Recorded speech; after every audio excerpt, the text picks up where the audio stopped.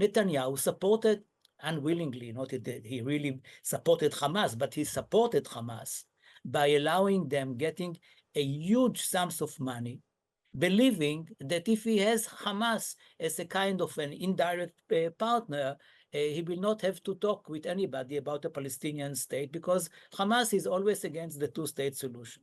So by that, he caused a situation which brought us to this moment. Now, since we are here and we cannot just say, well, Netanyahu was wrong from the beginning, so we will not answer this question.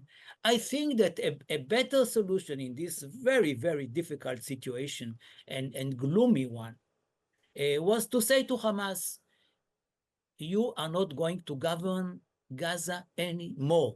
But let's talk about Benjamin Netanyahu now, because Israeli politics notoriously volatile, and in some ways it's surprising that Prime Minister Benjamin Netanyahu's coalition has lasted this long. But the War Cabinet Minister Benny Gantz is threatening to resign if the Prime Minister fails to adopt an agreed plan for Gaza. So are the coalition's days numbered? Yossi Beilin is a veteran peace negotiator and one of the authors of the Oslo Accords, and we can speak to him now. Good morning to you. Good morning. Are you surprised that Benny Gantz lasted that long in the cabinet, or are you actually worried about this? He didn't have to join it. He made a mistake by joining the cabinet of Netanyahu. Should have stuck to his promise never to serve again under Netanyahu, who cheated him several times.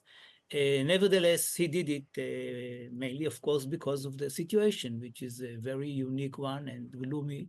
And there was a feeling, apparently, of a need for a unity government. This unity government has not succeeded. He should have left it months ago, and God knows why did he remain there. But why do you think this unity government hasn't worked? First of all, there are some lunatics on this government.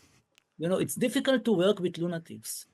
And you say to yourself, okay, we will not refer to them. They will not be part of the decision, the real decision maker room, and so on and so forth. But it is impossible. They are members of this cabinet. It was a decision of Netanyahu after swearing and vouching that he will never ask this government to his government in any future. After 2 or 3 years, he changed his mind because he needed a coalition and he believed that he should pay any price. These people joined his government, and their contribution to the current situation in Israel is unbelievable. What I don't understand here is that so obviously Benjamin Netanyahu is being accused of making a mess of this by his critics. He hasn't destroyed Hamas and hasn't rescued the remaining hostages. That's seen as a failure. And then other people are saying that he wants the war to keep going so that he doesn't have to face an election. But any other government of any other colour, how do you think they would have achieved either one of those things, destroying Hamas or rescuing the remaining hostages?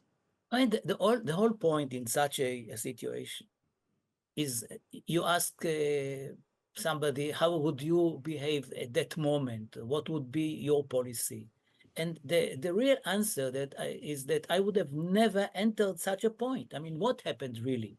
Netanyahu supported unwillingly, not that he really supported Hamas, but he supported Hamas by allowing them getting a huge sums of money, believing that if he has Hamas as a kind of an indirect partner, he will not have to talk with anybody about a Palestinian state because Hamas is always against the two-state solution.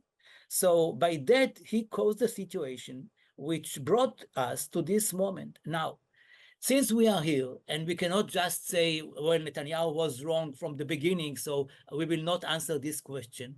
I think that a better solution in this very, very difficult situation and gloomy one was to say to Hamas, you are not going to govern Gaza anymore. Now, a group of some dozens of people will have to leave Gaza. We will not kill you. Leave Gaza, go to Tehran, go to wherever you want. And we will have another government, another interim trusteeship or something like this with Arab countries, including the Palestinians, the PLO, governing Gaza until there is a Palestinian state. But Netanyahu will never say something like that. Now, you mentioned Tehran, and we must ask you about your reaction to the death of President Raisi, who, of course, was behind many things, including the drone and missile attack on Israel.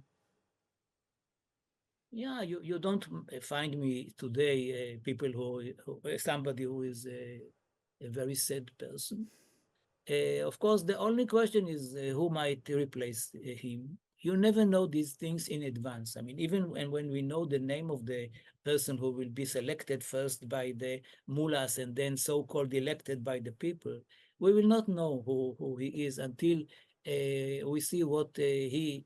I'm saying usually I'm saying he or she, but there is no big chance for having a No, she. no. So, God. so we will not know what is the real face would be. I mean, you can find out that eventually he is a Gorbachev, and you can find out that he is a kind of Andropov. You don't know in advance. Okay, Yossi Beilin, thank you very much for talking to us. He's a veteran peace negotiator and one of the authors of the Oslo Accords.